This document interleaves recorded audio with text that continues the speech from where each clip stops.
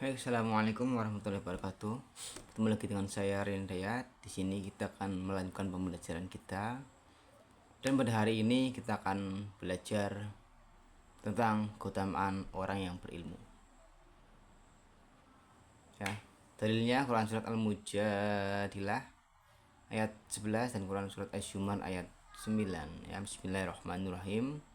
Ya ayyuhalladzina amanu idza qila lakum tafassahu fil majalisi fafsahu yafsahillahu lakum wa idza khillam susu fang susu yarfa'illahu alladhina amanu minkum walladzina utul ilma darajat wa wallahu bima ta'maluna khabir. Ya, kemudian Quran surat Zumar ini juga ayat 9. Nah, langsung saja ke Quran, ke hukum bacaan wakaf. Wakaf artinya berhenti atau menahan. Dalam ilmu tajwid, berhenti sejenak ketika membaca suatu lafaz atau berhenti sebentar pada kalimat yang terdapat tanda baca wakaf untuk mengambil nafas dan melanjutkan kembali bacaan selanjutnya. Jenis-jenis wakaf ada yang pertama wakaf taf. Wakaf yang sempurna, tanda wakaf yang memberhentikan suatu bacaan dengan sempurna, tidak terputus di tengah-tengah ayat atau bacaan, dan tidak mempengaruhi makna dari suatu ayat yang sedang dibaca. Tanda wakaf yang memberhentikan suatu bacaan secara sempurna, tidak terputus di tengah-tengah ayat atau bacaan, namun sebenarnya ayat tersebut masih mempunyai kaitannya dengan ayat atau arti dari ayat sesudahnya. Wakaf hasan, wakaf yang memberhentikan bacaan tanpa mempengaruhi arti yang sesudahnya. Wakaf qabih, wakaf yang memberhentikan bacaan secara tidak sempurna atau berhenti di tengah-tengah ayat yang masih berkaitan dengan lafaz makna setelahnya. Ini contohnya fahadits, ya. Apabila berhenti pada lafal yang berharokat sukun atau mati, tetap dibaca mati, tidak ada perubahan. Apabila berhenti pada lafal yang berakhiran huruf hidup, holak kok, nah dibacanya holak.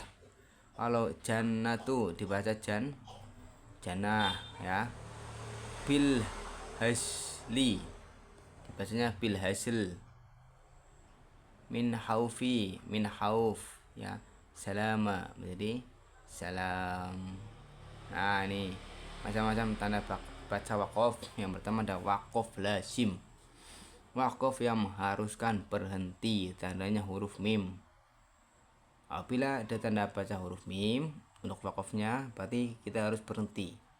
Ketika huruf jim, ya, wakaf jaiz, itu boleh berhenti, boleh juga tidak, terserah. Apabila nafas kita masih panjang boleh dilanjutkan, apabila sudah tidak kuat berhenti. Wakaf mustahab, ya, lebih utama berhenti, tandanya qaf dan fa. Wakaf lam alif atau adamul wakfi, tidak boleh berhenti, ya. Wakaf mutlak huruf to harus berhenti, sama dengan wakaf lazim. Kemudian saktah, berhenti sejenak tanpa bernafas lalu melanjutkan bacaan, tandanya huruf sin. Wakaf munakoh, ya, tandanya titik 3 ada 2, yaitu berhenti pada salah satu titik, ya. Yaitu ada wakaf kila alaihi wakfu, boleh berhenti tapi diutamakan lanjut, tandanya huruf qaf. Wakaf mujawaz huruf za, boleh berhenti tapi lebih diutamakan lanjut atau wasol. Ada waslu aula sola, boleh berhenti tetapi lebih diutamakan lanjut. Kola wakfu aula, lebih baik berhenti tapi boleh dilanjutkan. Nah, kandungan Quran surat Al-Mujadilah tadi. Salah satu etika dalam menghadiri majelis adalah memberikan tempat duduk bagi orang lain agar bisa ikut menuntut ilmu, ya. Jika kita berada dalam satu majelis, kita bisa memberikan kepada orang lain, ya. Jangan orang lain tidak boleh ikut, ya, dipenuhi, tidak boleh.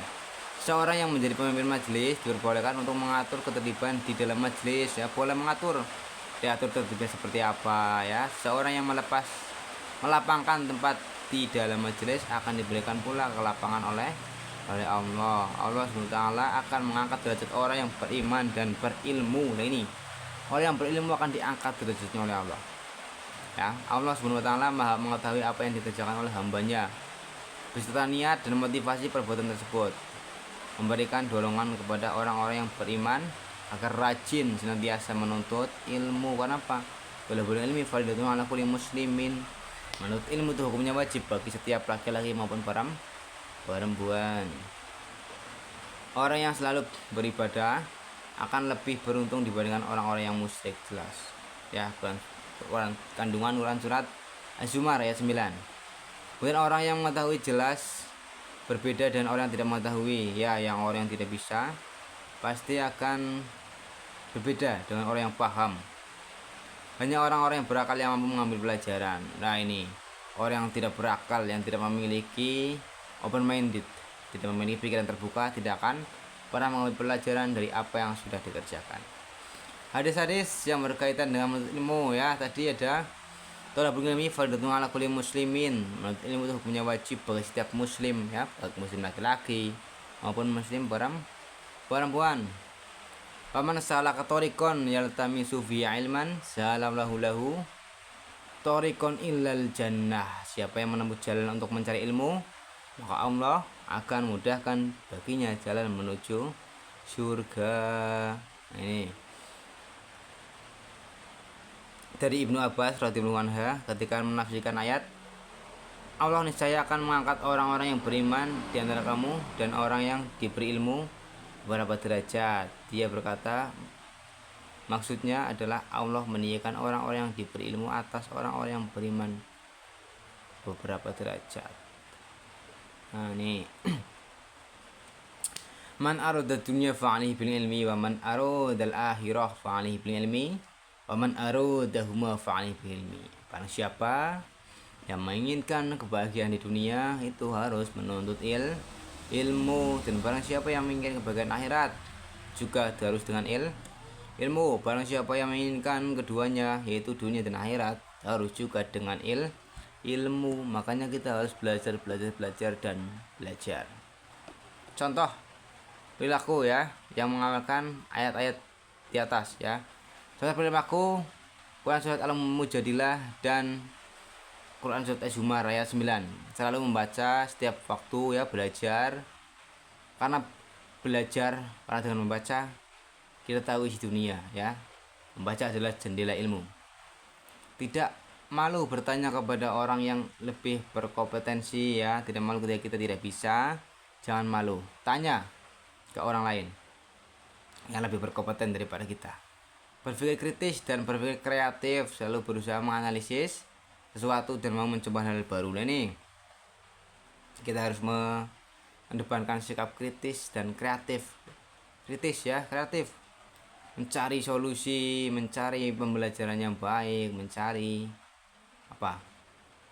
solusi dari apa yang dipermasalahkan, mencoba hal-hal baru yang belum kita tahu, mencatat hal-hal yang penting agar tidak mudah lupa ketika kita belajar ya. Karena ilmu itu seperti hewan buruan yang mana ketika kita tidak mencatatnya maka akan pergi lepas lupa. Nah itu ya, mungkin untuk materi kita pada hari ini cukup ya terkait dengan menuntut ilmu. Intinya menuntut ilmu itu wajib karena orang yang berilmu pasti akan diberikan keberkahan, kebaikan hidup di dunia maupun di akhirat. Ya, kurang lebihnya saya mohon maaf apabila ada tutur kata yang tidak berkenan. Saya mohon maaf dan seterusnya. Assalamualaikum warahmatullahi wabarakatuh.